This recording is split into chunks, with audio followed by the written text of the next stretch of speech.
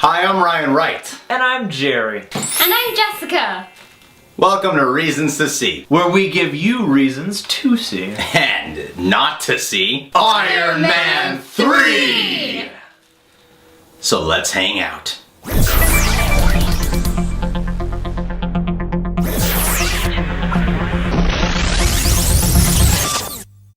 Reason to see number 1. Robert Downey Jr. RDJ! He's awesome. He's awesome in this movie. He makes this movie. You know what I mean? Without him, this movie would have been nowhere near as entertaining as it was. Yes. He's got the comedy down perfectly. He's got the emotional depth down perfectly. You can feel all the complexity, all the human. It's just, he gets better per movie, you know? I wasn't a fan of Iron Man 2 so much, but even that I was like, he's still really good in it. And yeah. he's just so fucking consistent with this character. After a while, it's like, what emotional journey is he gonna have to overcome? And because of such a talented actor, you're able to find that, those areas to explore, to really go in there. And this one, he's having anxiety attacks because of New York, what happened in the Avengers over there. Somehow he overcomes anxiety through gigantic battles. Well, he's having like PTSD, like post-traumatic stress and stuff like that, and flashbacks and insomnia and all sorts of. He's kind of a mess, man. This is the movie where Tony gets to be a mess, not because he thinks he's dying, but just because like his mind is a mess after all this culture shock. So I mean, yeah, he does a great job with it, and I mean, I feel like Robert Downey Jr. is Tony Stark because so much of the character is synonymous with him. It's like it's just Tony Stark's a bigger version of Robert Downey Jr. Well, I like how Robert Downey Jr., when he plays Tony Stark, there's more of Tony Stark because he is without the suit throughout most of the movie. You actually see it more of elaboration of Tony Stark building up his own character, that he's not just Iron Man. That's why they refer in the movie that, he is the mechanic. He's the one that builds the machines, but that's why Jarvis takes over all of the suits and whatnot. Yeah. And I thought that was really cool because you see him more in action. He does a lot of all the stunts, and you see him just being human. You see him, for most of the movie, he's not in a suit. He's not Iron Man for a lot of the film. And what immediately brought to my mind was when watching the Avengers. There's a line that always really stood out to me. It's that Captain America tells Iron Man, "Without the suit, then what are you?" And in this movie, I feel like that's such a big theme in it. He is showing, like, even though he's not like, showing this to Captain America or anything, but he is proving that without the suit, he is still a lot of, things. You see him, like, still be able to kick ass, still be able to build from nothing. The guy's a total genius. What's so cool is he's grown, the character of Tony Stark has grown a lot since the first Iron Man. He manages to still bring that right level of douchebaggery. You know what I mean? Yeah, I mean, he's kind of cocky. He's kind of an asshole. He has a major ego. Yeah, that's just what it is. But he's still like lovable. You know what I mean? Because he's got that charm. He's witty and he's clearly sharp. So there's a lot to appreciate still. It's so like far from one note. He knows how to bring those layers of like, yeah, he's an asshole, but you can still tell he's a caring motherfucker. He's got a heart of gold underneath all that snark. That snarky Stark. Yeah, there you go. I like Put that on a t-shirt. That's a quote right there. You're so witty. Well, and this movie also sort of has that sort of sense that Iron Man is Tony Stark, not the other way around, and I thought that was cool. So he defines Iron Man, not letting Iron Man define him. Boom! You did it. Damn. You nailed it. You nailed it. You're a good addition to the show. Good job. Plus I like how 75% of the time he's got the suit on, it's just to avoid dying in a really big fall. Yeah. It's always like, oh, quick the suit so that I don't smash into the ground. Yeah. Which I thought was. But honestly, I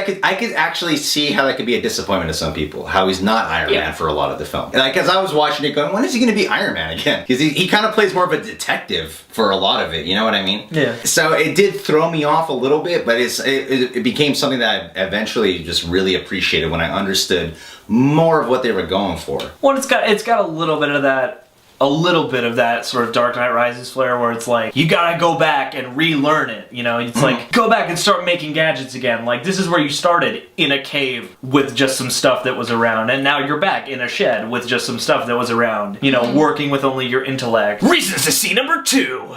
The action. Surprisingly, there's not a whole lot of action in this film. out of a 2-hour movie, like 3, maybe 4 action scenes. Now that I think about it, there is action, but there's not a lot of Iron Man action in the film. Well, there are fights, and then Yeah. occasionally things will explode, but there are only certain scenes where the two of those things are happening frequently at the same time. You know, but there is some great action, like the that scene they always show in the trailer of the helicopters attack and the rockets attacking Tony Stark's home and stuff. I thought the trailer gave it all away, but then I watched it and there were some few surprises in there. This movie really explores a lot more of Tony Stark's creative side. Yeah. Like he has a suit that's still in what did Jarvis call it as? MK42. Wait, Yeah, the suit's prototype? It's Mark. It's a prototype and it's not fully developed yet, but he still manages to be creative and figure out ways to take down the bad guys with a suit that's not as effective as his original Iron Man suit. Yeah. You know what I Yeah. mean? It's a work in progress. And Yeah. he's a work in progress. And together, they make progress. Yeah. I just like how the guy that plays Rhodey, I like him, Doctor. and how Doctor. and Robert Downey Jr. They were in their suits and they actually did a lot more action. Yeah, they do get to do some fighting side by side. Pepper. Yeah. So did Pepper too. Everyone gets to step up Yeah. and kick an ass at one point or another. Yeah. Every movie now has a big plane crash sequence. Yeah. It's like the big thing now, and that was even spectacular. That was like, a big stunt sequence, a big set piece. I heard they used like real skydivers for that scene. Ooh, that's nuts. Yeah, that's yeah. pretty That's crazy. pretty Dang. Yeah, what I will say is like I don't feel that there was like some people are saying this is action packed. I don't consider it action packed because there are just a lot of times where it's just scenes, without action. But when the action's there, it's very entertaining. And there's always humor in the action too, which I really like as well. Especially that finale scene. That finale was cool. Yeah. I really dug that finale a lot. Yeah. Well, and even when I was having trouble being pulled in at some other points, like especially like in Act 3, because like sometimes I wasn't always pulled in, and Act 3 had some really crazy action stuff where even just shots and little set pieces and stuff that were like whoa, like those are really cool. So there's definitely a lot of really sweet action. I loved how because Tony Stark builds all those Iron Men, and they come to like save the day, pretty much. Favorite scene. Yeah, it is like the best action scene. That's what was really cool. They really did save the best action for last. Yeah. And I love how creative it was, where he was just constantly having to jump into suits to keep getting to other destinations, because he's a human being and he's using his intelligence and his designs to defeat something that's rather supernatural in a way. Because it's more, this deals a lot with science fiction in a lot of ways. Yeah, and superhuman stuff. yeah, exactly. So it's like, how else would he defeat him besides that? And like, there's so many cool parts where it's like they're about to strike him because they can just break through him, and he just like breaks out of the part of the suit right there. It was super unique. Did not expect to see something like that occur. Even though there's not much action, the action's always creative, always entertaining to watch. It's one of the best reasons to watch this film. It's really, the action's great. Reasons to see number 3. It's funny. It's funny. Hey now! I remember watching Iron Man 2 going, man, they lost a lot of the fun. And I loved the trailer for Iron Man 3, even though I eventually got sick of it. I still love it for the most part. And what concerned me was, is this gonna be like a super serious, dark, heavy movie? And you watch it and it's quite the opposite, actually. It mainly just strives to be just an entertaining flick. Yeah, he's really witty in the movie. Yeah, And I like that. it's witty humor. A lot of that, Shane Black, he did Lethal Weapon, Kiss Kiss Bang Bang, and he knows how to do like that really clever kind of banter back and forth. And you do get a lot of that type of humor in this. It's kind of mean humor at times. It's kind of dark humor. For the most part, it's funny. I didn't find it hilarious, but the audience was certainly cracking up enough times for me to be like, yeah, it's definitely a funny film. Yeah. Yeah, I mean, I kind of found, for me at least, like, I felt the audience was laughing more than I was, but I was still laughing and chuckling at stuff. I mean, there is a lot of, good humor in there. I didn't think the humor outweighed the heavier stuff that they were trying to do. Like, I didn't think it was skewed towards, oh, it's trying to be way too funny. I thought there was the right amount of humor for any Iron Man movie. Honestly, at times, though, the humor did seem a little bit, like, structured to me. Sometimes it felt like line, now put a joke there. Line, now put a joke here. A lot of people have been saying that. I can see, it's structurally, I can see what you're getting at, yeah. Yeah, I feel like some of the humor was like predictable. Yeah, that's what I mean. It's like you could see a joke. Even though you didn't know what the joke was, you could see like, oh, a joke's probably going to come here now. A joke's probably going to come here now. Like it definitely had that. And it stops being as funny as it was because there's a lot of humor pretty much throughout. You know, there's rarely a scene where it's like, yeah, that's just a serious scene. They always have something funny going on. There's always something funny or amusing, but that being said, it didn't turn the movie into a comedy for me. I just thought that was sort of a trapping of their universe, is that there's kind of a humor to everything. Oh, really? I thought one of the genres of this particular Iron Man was comedy. Like, it felt like an action comedy to me. Maybe, I don't know. For whatever reason, for me, it felt like it was an action movie that had comedy in it. Oh, really? Not so much an action comedy, yeah. With the amount of laughter I heard in the audience and with the amount of jokes they have, that's why I would consider it a comedy, because all it is to me is just an entertaining film. Yeah. But that's a tone thing, too, because I still felt like they were going for a fair amount of heaviness with, you know, like his PTSD and with, like, all of these sort of more sinister plot elements. I don't know, like, the tone didn't feel like somebody made a comedy to me. It has a snappiness to it. I didn't think this was cop-out, you know? It was like... Yeah, it wasn't like a sitcom where it's like some of the bad parts are funny, like in a sitcom it would be funny. But even in the serious scenes, even when they're talking about how he might have PTSD and stuff, when the kid brings it up, they're still making jokes. You know what I mean? Yeah. Yeah, it's humorous, but I don't know. It didn't put me in the same mindset that watching, like, you know, like a full-on action comedy. Like, if I was watching 21 Jump Street, I would feel very different. Yeah. That's sort of an action comedy, too. Well, but that skews to more comedy than action. I didn't feel like this went so far away from superhero action that it was just a comedy. Well, I'm not saying it's like the top thing. I'm saying, like, it's superhero film, action, science fiction, comedy. Like, I'm saying it is one. It's in there, yeah. I think it is one of the genres of the film. I'm not saying like it's just that, but I think it is one of the multiple genres that this film is striving to be. Yeah, sure. I mean, there's always gonna be. Fuck you. Reason to see number 4. The visual effects. Come on, it's Iron Man.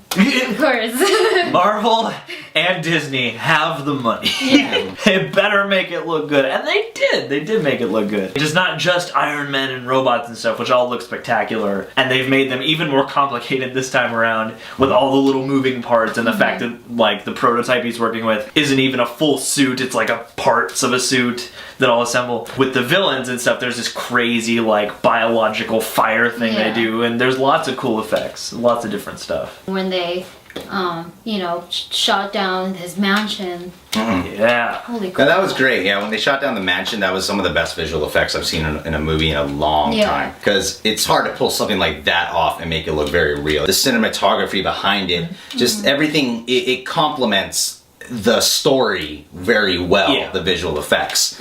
It all seems to be in the right tone, the right imagery. All of it is just spot on throughout, you know? I never got pulled out going, because I was so aware it's visual effect. You know, that feeling occurs in some movies, like it's so obvious that it's visual effects that you're not as pulled in anymore. Yeah. I never once had that feeling with this movie. Nor did I. And there's some really cool, like, little Easter egg nuggets just in that third act finale. You know, it's like you see all the different little Iron Man designs and all their little working parts, and that's a cool thing to see. Yeah, I like that a lot too. You see all their individual, like the big one that like just crushes through everything, and and their interaction with the effects, so to speak, because you really believe there's a gag where like all the parts of the suit keep flying at him too fast because like the settings are a little off, and you kind of believe that he's getting whacked by all this stuff. Like, it's really believable the way they interact with all the different effects. And you see how it is actually a prototype because it always falls or breaks on him. Which helps give, you know, I didn't really feel there was a huge sense of danger behind this film, but it does add a little bit more to the sense of like, man, he really has to be a human in this movie. Yeah. Because he's dealing with a prototype throughout. It is a little disappointing though how you don't see him as Iron Man. Yeah, I can see why people are like, I need to see Iron Man. It's called Iron Man 3 and it's like he's never Iron Man in it, you know what I mean? I get why someone would be disappointed, and there are a number of times where he's operating the suit from elsewhere. Yeah. So you think he's Iron Man, and then they cut to him and he's like, I'm in my polo shirt, you know? We saw it in 3D, and honestly, like, the 3D is really nothing special. I barely, like, there were a few moments towards the beginning where I noticed the 3D, and the rest of the time, I was literally going, is this still in 3D? 3D is so deceptive, because there's always, like, the opening credits, and you're like, wow! Yeah. Good 3D. Words. Yeah. And then the movie starts to unfold, and you're like, man, it doesn't look like it's coming out at me. Yeah. Well, and there's a vibe I get from Marvel, especially that they kind of just do 3D because you have to. Yeah, like they I don't can really afford it. think. Yeah, it doesn't really feel like maybe the Avengers, because I know Joss Whedon said his style is really conducive to 3D for the visuals, but I don't really think that Marvel is that concerned with 3D. It's like, yeah, whatever, convert it later, but it's not their main concern, and it kind of shows because I mean I kind of felt like I was watching it in 2D. I was like, Yeah, it did feel like 2D, just a lot darker. yeah, it's not really enhancing the experience. I can't even think of one really crazy money shot that was like, that was a cool 3D shot, because usually there's at least one, but I almost feel like the best 3D is in movies you wouldn't expect. It's always like the one movie where it's like, yeah, I that was the only thing that was available, so I saw it in 3D, and it was great! Recency number 5. Ben Kingsley. Ben Kingsley, he's cool in it. I wish they showed him more in the movie, actually. A little bit. There's a lot of unexpectedly handled things in this movie. Yeah. And he is certainly one of them. But every time he was on screen, I was enjoying his presence. I was like, thank you for being here, because I really dig what you're doing, I thought they were doing kind of like a Joker thing about him. Yeah. Like, oh yeah, we're teasing him a little bit in the first half, but then we're gonna go all out Mandarin later on. Yeah, right. Because there was just like little teases of him every now and then. Because like everyone who knows even people who don't really follow Iron Man, I'm sure they've heard. Most people have heard the Mandarin is like Iron Man's biggest foe. Honestly, he's kind of barely in the fucking movie, When you look back on it, he's not really in it. But what's like different about him is that he usually plays villains in other movies, or he usually plays like a more serious role, and you see him in a more of a comedic way, and you're like, oh. And I thought that was really funny. And you know what's interesting? The way the trailer makes this movie look, it looks like Ben Kingsley, like the Mandarin's gonna be huge, and Guy Pearce is in the trailer, and you're like, Who the fuck is Guy Pearce? Who is he gonna be? Apparently he's just some guy. And then the movie, it's actually kind of clever in a way, because the movie then flips that, where they're like, oh yeah, Ben Kingsley, but Guy Pearce is the main evil. Yeah. Yeah. Which in hindsight, I kind of appreciate how the trailer messes with you, but I can also at the same time see how that would make people very angry. Very angry. Yeah, because Ben Kingsley is very much advertised in the trailer, and you'll never see me coming. Yeah. Most of his lines in the trailer are the lines he has in the movie for the As most the part. Mandarin, Yeah. That's true. Because he does have that real comedic turn in it where it's revealed oh, the Mandarin's just an actor. Yeah, it's And just a figurehead created. Ben Kingsley does do a really good job in it because Yeah, he does at sell both roles. Yeah, he Yeah. sells you on he is the leader of the terrorists. He's instantly believable right away. You don't really spend too much time with him, but when he's there, he is probably the most intriguing and most scary thing in the film. Yeah. And it is kind of it's funny when he becomes just, the English actor that he is. It's funny, but at the same time, I still would have liked to see a little bit more, Ben Kingsley Mandarin stuff going on. But regardless of how you feel about that turn, he still does a good job playing both parts. That's the thing. It's however you feel about what they do with the character, Ben Kingsley, just his performance, just what he's given to do, he does a great job with. I think I've heard a couple of people say they didn't like what happened, but they liked what Ben Kingsley did with it. Yeah. And I think that's fair at very least. He's a lot of fun to watch. Recency number 6. Rhodey. I like more what they did with Don Cheadle in this one, because I remember there was all that talk because he replaced Terrence Howard in part 2. And I was like, yeah, Don Cheadle's a good actor, but I didn't really see, it wasn't drastically better to me or something. But it was cool to see it, they really gave him a lot more comedy to deal with. I feel like he's a lot more consistent with the character. Mm-hmm. And I just like the chemistry between Robert Downey Jr. and Rhodey. Yeah, that's especially, you don't get too much of it in the film, but when it's there, it's really fun to watch. It's really, it's great to just have it be in there. There's some really funny stuff, like when Iron Patriot gives his password.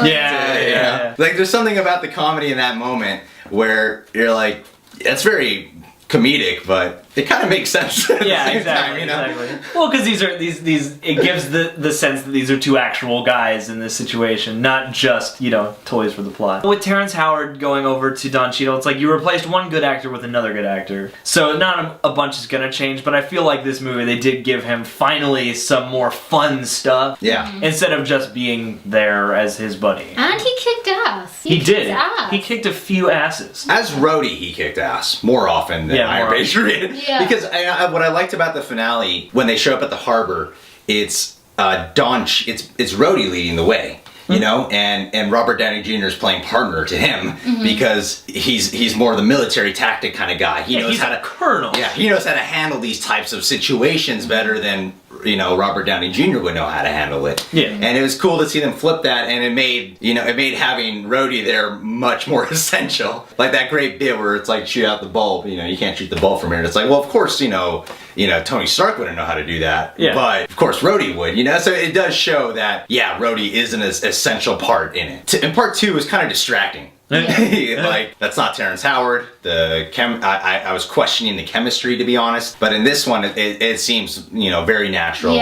very flawless. I really enjoyed it a lot. Like Don Cheadle was definitely better in this. Reason to see number 7, Guy Pearce. It's funny because they introduce him like he's a total dweeb. Yeah. And immediately his next scene, he's like the most... He's super suave. He's like Mr. Suave, man. And even though he's barely the nerd in the beginning, he's believable as the dweeb, not just because of the makeup and stuff. He sells it. I like Guy Pearce, and it seems like Hollywood hasn't known quite what to do with him lately. Yeah, I feel like he's very underrated. He is. And I like seeing him pop up and stuff, and I liked that this gave him a chance to do some kind of character-y thing and then be an actual villain, Yeah. Before we put him on the list, I was like, do we really have to? But now that I'm really looking back on it, he does do a really good job in it. Yeah, he brings something to it, The thing is, though, I think because of what you might expect to hear from the movie beforehand, you're more looking for what's the Mandarin going to be like, what's Ben Kingsley going to be like. So it's not that Ben Kingsley is necessarily overshadowing Guy Pearce, it's just what you're prepared to look for is the Mandarin. Yeah. You're not really looking for Guy Pearce. Now that I'm looking back on it and thinking about what they were intending with the film, especially with the twist that it's really Guy Pearce running the show, it's like, he does a really good job in it, and he's a believable bad guy. I never really felt threatened by him, and I don't really blame it on him. I blame it more on the tone and the directing of the movie. Yeah. But what he had to do, he certainly brought his A game for it. Yeah, and when he finally, towards the end, when he finally gets to unleash and not only be the mastermind, but also the monster, that's when I did feel a bit, I did get that threat finally. This movie is so weird if you think about the trailer, because the trailer is a trailer for a different movie with the same characters.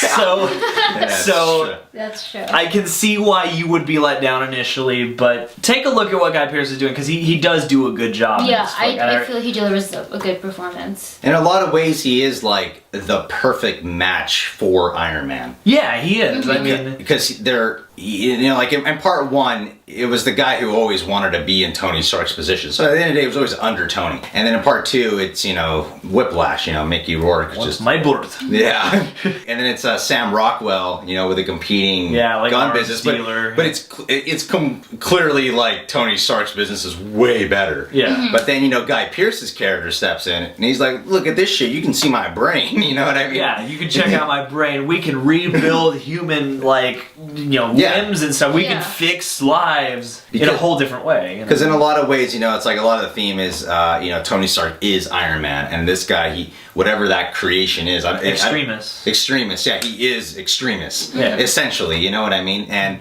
to have the two go up against each other like that, it was the perfect combo pair, because their mentality is a lot on the same level. It's like yin and yang in a lot of ways. Yeah, exactly. And you also see in the movie, they actually had history. Yes. Yeah, and that's cool. He always hit on Pepper, and he turned him down. Tony Stark turned him down. They actually have history. He actually has a grudge towards against Tony Stark. Yeah, his motives make sense. Yeah. Well, and their grudge between them, the ultimate reason, kind of why all this happened, is because of Tony being Tony. Yeah. Because he's a dick to him and he goes off to get laid. And then, if that hadn't happened, all this could have been very different. Yeah, exactly. And so it's because you were doing what you do. You were thinking with the other head. Yeah, it came back to haunt you now. And then, that's cool stuff to think about. Reason to see number 8.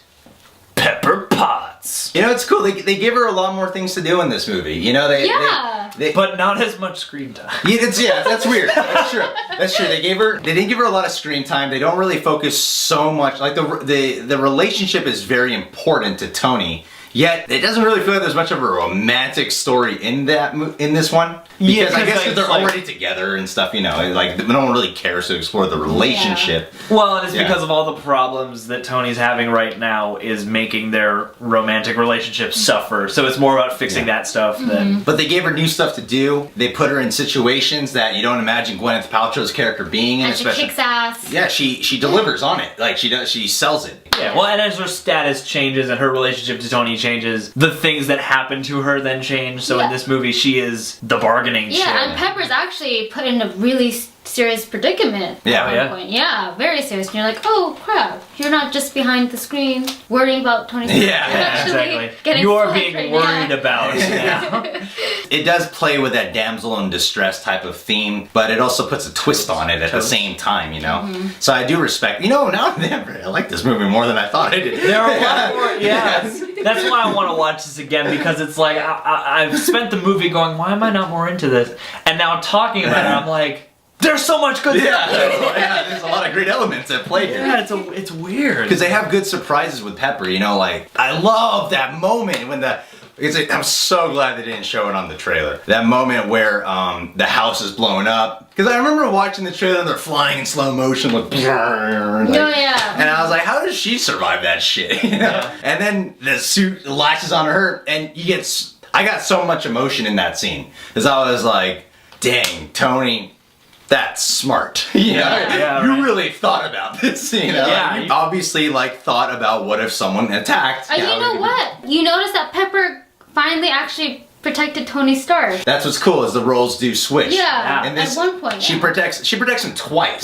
Yeah, she saves his ass when he's in the Iron Man suit. I really like what they do with the suit. How it could just latch onto everybody. And the suit is a strange entity in this movie because it really serves a different function. Now. It's almost it's larger than just Tony Stark anymore.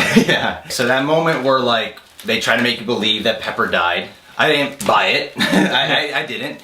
I did for a second. For a second there, I was like, oh no! Because, he didn't catch her and all that stuff. And then, immediately as I went, oh no, I was like, oh no, wait, there's shots we haven't seen in the trailer and stuff like that. And that Extremis will probably work and she'll probably kick ass. But for a second there, I believed. It was predictable, but it was still pretty cool when it would happen. This movie goes back and forth between doing a lot of things that you wouldn't expect and delivering on things that you kind of want from it. And that was one of those predictable moments where I was actually rather satisfied when it occurred. We get a lot of those female characters who are just always put in the damsel in distress situation. And it's that's all they are. They catch each other, Yeah, it's great. It was a great moment. You kind of actually see the relationship, their relationship. It's a partnership. It's a real partnership, and she's capable of kicking ass, Brings us to scene number 9, the kid.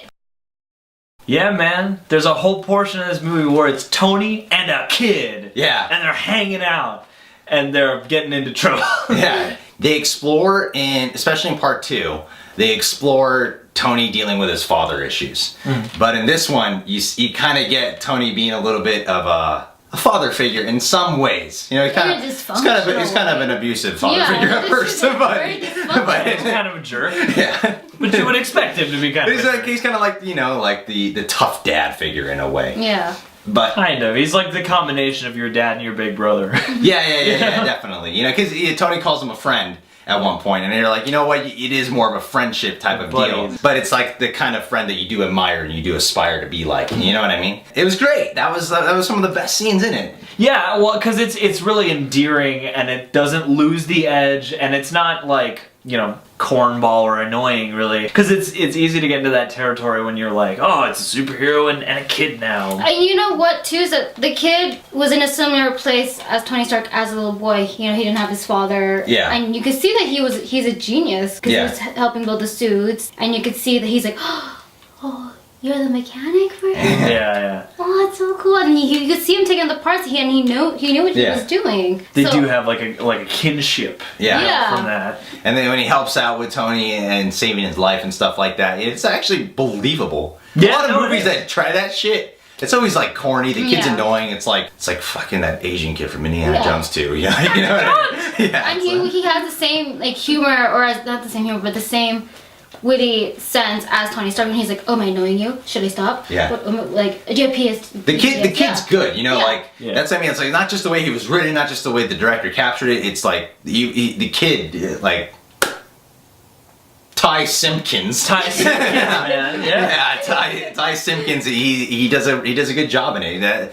That it's hard to get a child actor who will not be annoying. And Well, and that's credit to him and the writing too, because it's like he's not written as one of those annoying movie kids who's like, I can hang with the adults and I'm using all kinds of precocious and I'm language. loud and annoying. Yeah, it's like you just believe he's a kid whose mom is working all the time and his dad's not around. Like, you believe that. Yeah. And he's got that essence. And I've seen Ty Simpkins in some other stuff lately. I think he was in like Dark Skies or something. And he's a good actor. Like, that little dude can do it, you know? He plays off of Robert Downey Jr. so well. Yeah. And they gave a good conclusion to the kid too, and like when he gets all this stuff. I like that.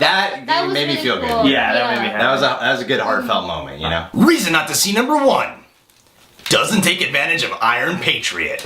So we said Rhodey we're being technical about it. Yeah. Rhodey is a reason to see. There's a lot of hair splitting on these reasons. Iron Patriot's not a reason to see though. It kind of sucks that they advertise Iron Patriot. There's all this talk that Iron Patriot's in the movie. Yeah. That was like the one set photo that they were leaking forever. Yeah, and it's like you think, oh yes, they're gonna really take advantage this time. They hyped it up. Well, and this is the one time where that deceptive marketing thing actually kind of was sort of truthful, because they were like, no, we're not doing Iron Patriot, guys, calm down, it's just a paint job. And then it is Iron Patriot, dun dun, but it's still kind of not, because he's not in it a lot. He doesn't get to do much, and they don't give him much to do. It was a letdown. They keep sliding Rhodey on the suit situations, because it's like we see Rhodey in the suit, but he's just on the phone. And then he shows up at a different point in the suit, and then he gets out of the suit, and then he doesn't do anything cool with the suit. Like No. he shows up, kicks the door open, it's a bunch of like, you know, Taliban women. What do they call that? it's people working in a sweatshop. sweatshop, yeah. I remember in part one, they teased that so perfectly. Yeah. You know, Next like time. next time. I remember watching And that everyone one. was like, oh my god! And then in part two, when he puts on the suit and sort of becomes War Machine in that moment at the party, it was like, that's how they're introducing him becoming War Machine, is Tony's drunk at a party and he has to... And Rhodey has to break up the party before it gets too out of hand. I think if they put him in the second Avengers, I think Joss Whedon will really know how to take advantage of him. Yeah, well, because they've left him room to work with. It's They because left him all the room to work. Yeah. Reason not to see number 2. Ineffective drama and intensity. It took me a while to get really pulled in, where it was like, that was just it. Because for me, this movie is, yes, it's entertaining, without a doubt. Like, even if you're just not pulled in, but you're just observing it, it's an entertaining flick. That's all it really was just an entertaining flick. Yeah. And it doesn't really have an impact, you know, like, I know we should just take it as a standalone film, and if its job was just to entertain, they certainly succeeded. Well, they always do. That's what mainly Marvel movies is about. I know this isn't a movie that's necessarily about the emotional depth, but there's a lot of stuff in here where it's like, I should feel more based off that. Yeah, it's weird because it's like this movie has everything. It's there. Technically. It's on the screen. Yeah. And I spent more time though. Like the one jarring thing to me about this movie is that I spent more time trying to figure out, why am I not more pulled into this? Yeah, exactly. Because I only really got fully enthralled, like fully pulled in close to the end, like somewhere partway through Act 3 when, you know, things were finally starting to get crazy. There were moments that I was really engaged in, but the movie itself didn't sustain me until close to the end. Yeah. It's like I feel like I walked in 10 minutes late. It felt like that to me too. I felt like I walked in a little late. When Pepper fell, and I didn't feel Tony Stark was still like, yeah, he was affected, but I didn't feel like, I mean, if my love of my life died, I would have been like, oh my god, like I'm so distraught. Like he wasn't just, I just feel like he wasn't distracted. You know what I mean? Like, it almost feels like the movie itself doesn't give the characters time to feel stuff. Yeah, exactly. There's always something else they gotta go do right now. It moves at an entertaining, fast pace. But, you know, what made part one great, and a lot of these Marvel movies really good, even the Avengers, is there's a level of emotional depth in there. There always is. There's an emotional core, and you could feel that. Because you're still exploring characters. Yeah. So that's what makes it even more, I felt like the humor started to lose its effect, because that's all it really was just entertaining, you know? Yeah. And when it doesn't have that emotional core that's felt, it was strange because it's like, it's all there in front of me, yet a lot of it's not being felt. I don't really feel a sense of danger. I don't really feel a sense of motivation. I felt like they always went back to like, oh, here's something that's going to be effective, but let's just go back to fun. Like, okay, the Mandarin, for example. I didn't feel that, like, they really build him up in the trailer, especially in all the press and all the talk, but I didn't feel this urge, like, yes, he has to be taken down. You know what I mean? Like, yeah, it's like you just start getting to know the extent of this sort of really scary image he's got. And right when you're starting to feel that, then they give the big reveal, and there's no more Mandarin in that context. I feel like they gave away the villain too early. Dude, like, you're so right about that, what you said about the Mandarin, too, about, like, you're just starting to feel him, just starting to get there, and then it's like, then they pull the twist. Yeah. Yeah, it's like, that twist could have been more...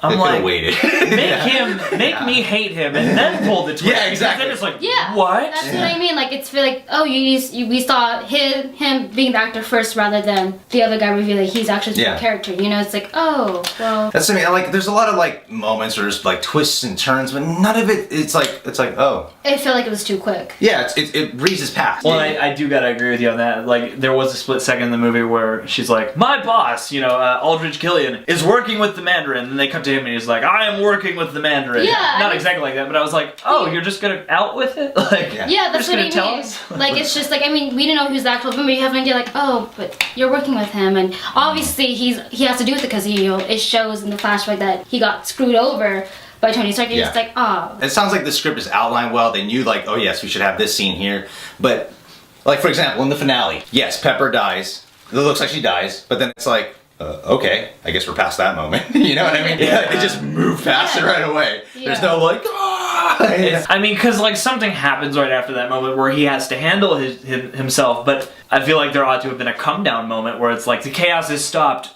Oh God! Yeah. Now it's hitting me, and then bring Pepper back. And then, but even when they win, they defeat Guy Pearce. They're still like, all right, good job, high five. You know what I mean? Yeah. It's still, yeah, we did a good job. Let's blow up all the Iron Man now. Yeah, we saved the world another time. Yeah. Even though we're at the Bay and it's probably going to be hard to find some transportation, let's just blow up all the Iron Man right now. Yeah. And then even that moment where he's like, I got a message for the Mandarin. Yeah. It's like they're playing this patriotic music. Like, whoa, wait a minute. Like, whoa, I don't feel it yet. You're already giving him your home address? Like, oh, slow down, man. It would have amplified everything. Yes, entertaining, fun, but seriously, like, I do miss that. I really felt like I wasn't as pulled in because of that. Split decision number 1, Mandarin.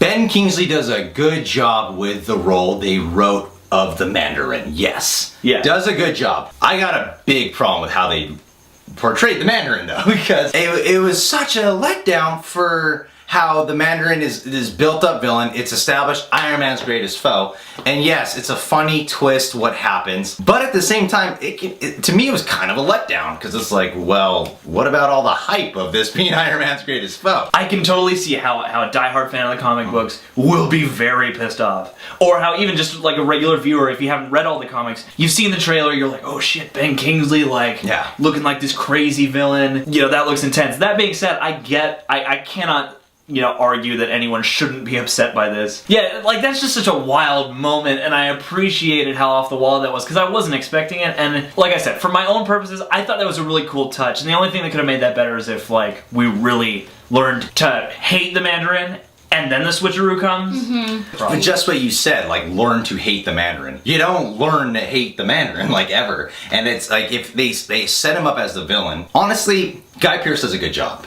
He does. But the bits you get of Ben Kingsley as a villain, I found more interesting than Guy Pearce. Mm-hmm. Those little hints and bits that they were like so building up throughout this movie was very intriguing. Like whenever Ben Kingsley was on screen as the Mandarin was awesome. He executed it perfectly, and it looked like we were gonna get a great thrill ride coming with him later. But that twist is like, oh, we canned all that. You know what I mean? It's like all the things they hyped up about it, what people would have expected. It was there, but then they threw in something else, threw in a twist. Yes, funny. I still was cracking up at it, but overall, in the grand scope of things, I was let down big time by it. Yeah. They turned him into comic relief. They do, but at the same time, I thought it was clever to the story, because the whole reason that they do it, I thought was actually pretty cool. It's like, he's created this figurehead to, like, intimidate all of the world, while also covering up his screw-ups, while also trying to enact something, like, global. You know, it's like, I thought it was a clever plan. It's like, I get why it's an upsetting letdown of a plot point, but I thought that, I found it very amusing, but I also thought it was a clever part of Guy Pearce's plan, because basically, Guy Pearce is the Mandarin, technically. It's clever, but I don't feel they should have done that with the Mandarin. It's just because it's the Mandarin. It's like, what if they did that... Because I know they wouldn't do this with Batman, but it's like, imagine if they did that kind of with the Joker. Yeah. Like, that's what I mean. Because that is essentially who the Mandarin is to Iron Man. And to do that, it's kind of... I kind of find it a little bit insulting to fans of the comic. And I didn't even read the comic. You see, if this didn't have the history... If this was just a standalone entry into a movie franchise called Iron Man, then I probably would be perfectly fine with it. Mm-hmm. But because of how it was advertised, the hype behind it, like the Mandarin was supposed to be the first villain in the first Iron Man, but they were like, no, that might be too much for the first Iron Man, too much to have. Mm-hmm. And so I guarantee you they did not plan on doing what they did. You know, and so people have been waiting for the Mandarin to be in it. Yeah. And it's like, that's not what happens in the comics. And I did my research to make that fucking statement. Yeah. And that's not what happens in the comics, and it's such a big thing to do. Yeah. You know, it's like not fully explore the biggest villain in Iron Man's life. Yeah, it's true. It's like doing that to the Joker in Batman. Like, you would never want to touch that. Yeah, you want to explore it rather than sort of turn it into something else. At the same time, I see where you're coming from. That's why I said all those things. I do get where you're coming from. You know, I'm a big fan of the idea that, like, yeah, you know, yes, it's the movie representation, but it's also its own thing, and somebody's got their own artistic spin. And from my perspective, I gotta give Marvel a bit of respect for that, because, like, that took some balls to go with that, because, like, they had to know people would get upset. On the one hand, yeah, it is a slight to fans, but you know because what? you know some people are gonna be mad. It's probably a thing like that Disney would do. That sounds like what Disney would screw up too. Like, it's like Disney. I don't think it's Disney though. Yeah, like, I really know. don't, because I don't. It's just a typical Disney thing would do too. I can see why you respect it. But at the same time, I respect it on principle. Yeah, I understand why people. But yeah, then there's a flip side where it's like, no, that's some people might consider that disrespectful. You know what I mean? It's very borderline praise, because I mean, like, I'm like, this worked for me. I'm surprised you thought it would work for most people though. Like, so I can't fault anybody for not liking it, because I totally get, even if you had known nothing about the books, just having seen the trailer, I totally get why you would be mad. Well, and I'm pretty sure it's different if you read the comics, and it's like a lot of people were so hyped up, like, oh my god, this is the greatest villain in Iron Man comic books, and you know, when they see it, they're like, oh, like, you just completely butchered what I was. Yeah, the reality of the situation is this: there is the history of the Mandarin, there is that legacy, there is the hype. All that does exist. So we can play the game of what if that didn't exist, but the reality is it does exist. So that I'm thinking, like, how are most people going to react? Truthfully, that's just how I reacted. Yeah, no, and this is the conundrum of comic book movies in general, is that everyone kind of views them, it's the same with remakes too, it's like everyone kind of views them from a slightly different perspective as to what they're expecting the adherence to the source material should be. My temperament is generally like, yeah, it's somebody else's version. I take it as like another Iron Man story written by somebody you know, with an idea. Just like there are a bunch of different Iron Man or Batman books with different takes. That's why the Nolan trilogy, the Nolan Dark Knight trilogy is cool, because he does create his own comic in a way. You know? It's clearly his take, and it's less clearly so with Marvel because it's just Marvel, but you know, it is that comic book conundrum of what are you allowed to take liberties with, and what are you supposed to stick true to, and how much flexibility do you have creatively when going from already very established material to the movie versions. But even excluding the twist, you still don't get enough Mandarin. And even though I like the twist would have been that much better if the Mandarin was that much more evil. Yeah, you know, it would have been a reveal, you know, like rather than a comedic twist that occurs. Yeah. Because it wasn't even that big of a reveal the way how they portrayed it. But then I also have a hard time believing who's this stupid. Yeah. Like the bank. That kind of suspends my belief a little bit.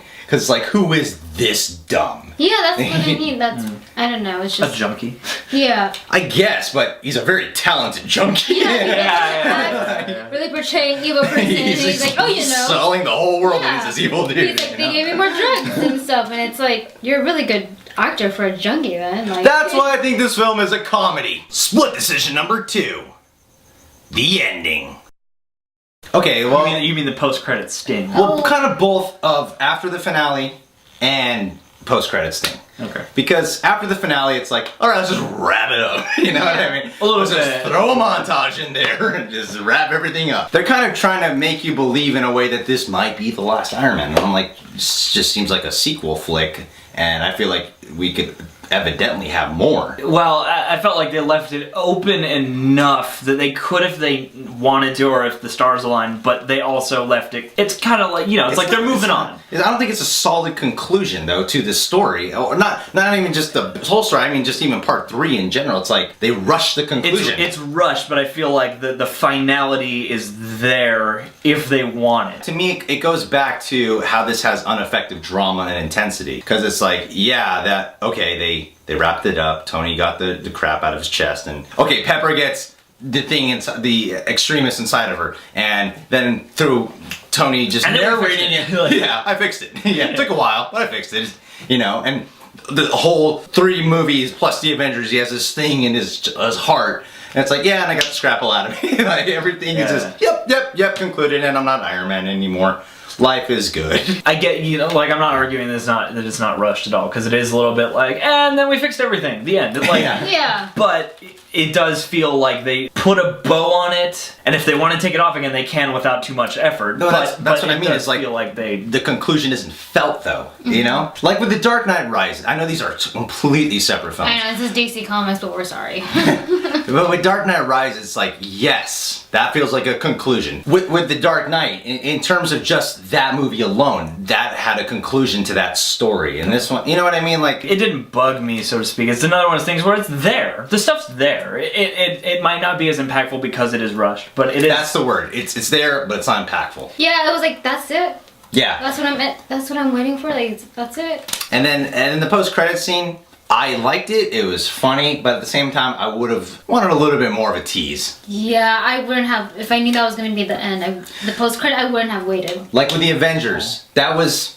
Okay, the Avengers, they have the tease at the end of, during the middle of the credits. And then they have the funny conclusion, where they're all eating shawarma. Like, that was great. But in this one, it's like, everyone was sticking around because they wanted to see, all right, what's the next tease? Yeah, because it's Marvel, you have to stay. Yeah, people are wanting that. And I feel like they should have given that. Yeah, I wouldn't have stayed if I knew it was going to be. Funny scene, Yes. good scene, executed well, but I felt like it, yeah. But think about it. I mean, like, it's like the first Iron Man. It's the first of these big. Marvel is its own studio now. It's like, oh, Marvel. And then we see Iron Man, and in the end, Nick Fury comes in, and he's like, I'm putting together a special team. And everyone's like, oh my god, they're doing the Avengers. It's like, what do we have to announce now? Like, we know what the second Avengers movie is roughly going to be about, or at least who the main villain could be. It's like, what are we building towards now besides another Avengers movie? And also, it's the first step of Phase 2. And if you look back on Phase 1, it didn't seem like they had their thing really, like, concretely figured out until, like, Thor and Cap came out. Because, like, Iron Man, the first one, was so far in advance, it's like all they knew is, yeah, we're doing the Avengers, but I feel like the plan hadn't had, like, a structure yet. And Phase 2 is just beginning, so I wasn't really expecting them to be, like, surprise, unless they're gonna do something crazy, but... Yeah, but they did a teaser in the Avengers,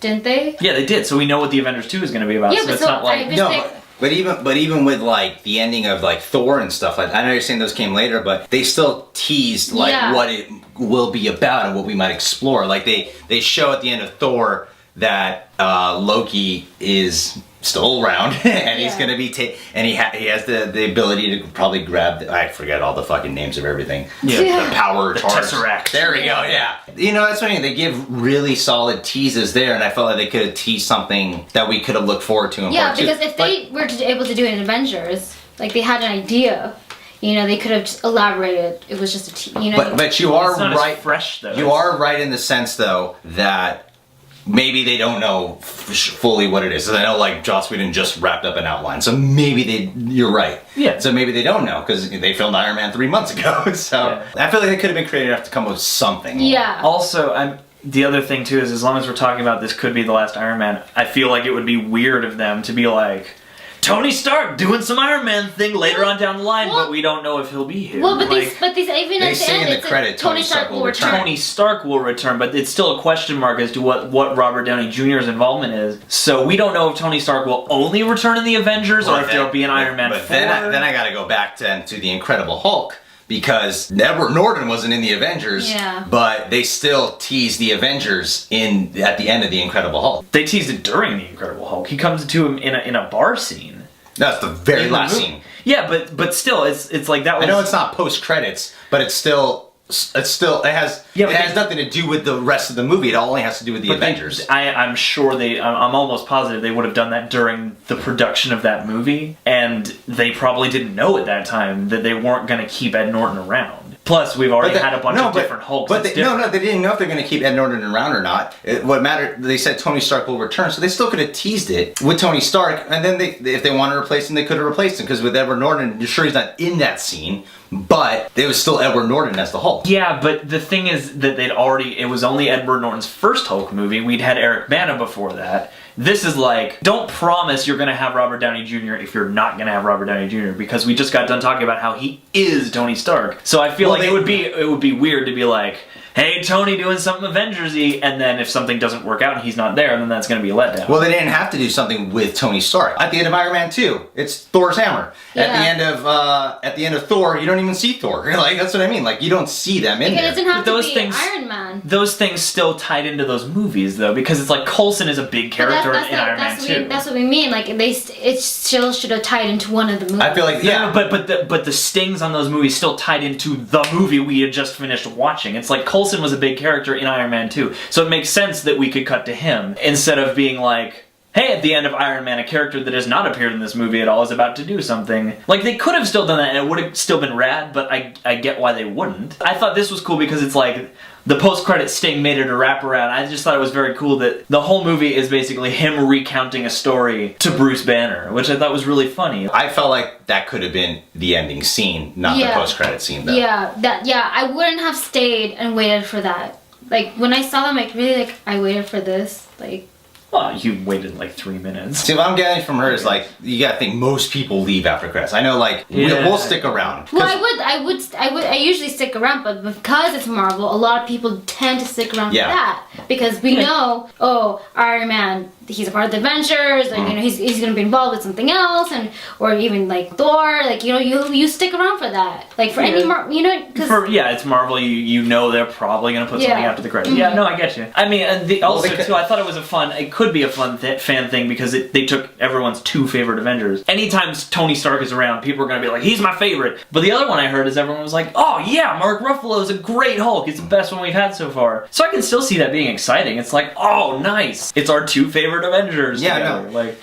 no. Like, I'm saying it's a good scene, but it doesn't leave you with an anticipation for something else. Yeah. Ryan's consensus. There are entertaining reasons to see Iron Man 3. There are entertaining reasons to see Iron Man 3. A lot of the, you know, awesome intensity and dramaticness of a lot of the Marvel films I love, especially the first Iron Man. But overall, it's here to entertain. It's starting off the summer and it delivers on entertaining. Yeah. Jerry's consensus. There are a lot of reasons to see Iron Man 3, but not quite as many as you would think. There are a lot of reasons to see Iron Man 3, but not quite as many as you would think. Yeah, I mean, it's got all this stuff. It's all there, and it's a fun time.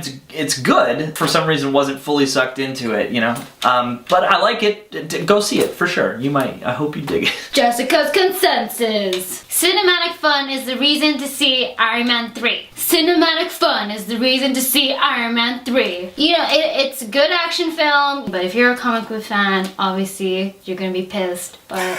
Yeah. You're gonna be pissed, but other than that, it's good if you're not a comic book fan, I guess, because people don't know.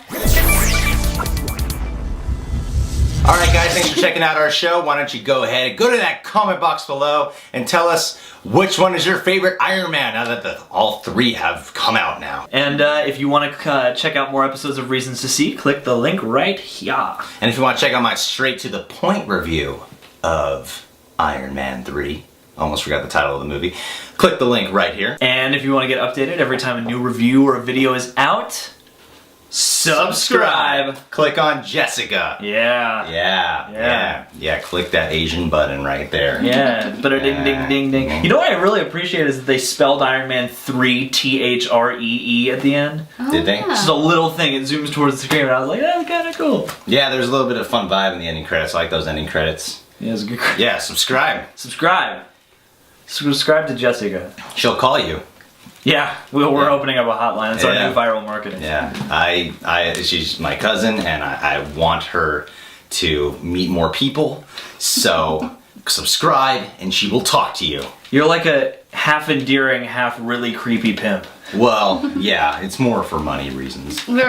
So more creepy. More than endearing. pimp. Yeah. More creepy than endearing. Yeah.